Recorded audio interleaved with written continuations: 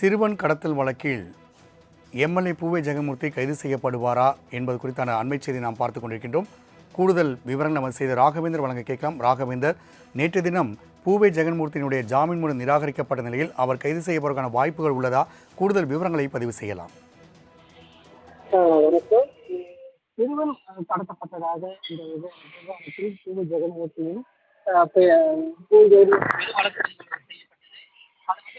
ADGP ஜெயராமையும் இந்த வழக்கு பதிவானது செய்யப்பட்டது. இந்த வழக்கை தற்போது சிபிசிஐடி போலீசார் விசாரணை செய்து வருகின்றனர். இந்த நிலையில் அவர் தற்போது ஜெகன்மூர்த்தி வழக்கானது தற்போது அவருக்கு முன்ஜாமீன் கேட்டு, அதாவது ஜாமீன் கேட்டு வந்த நிலையில் தற்போது நீதிமன்றம் அவருக்கு ஜாமீன் வழங்க மறுத்துவிட்டது.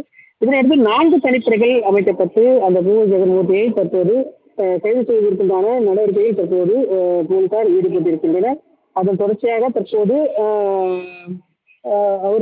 அவர் எங்கிருக்கிறார் என்பது குறித்து பல்வேறு கோணங்களில் விசாரணையானது நடைபெற்று வருவதாக தற்போது தெரிவிக்கப்பட்டிருக்கு.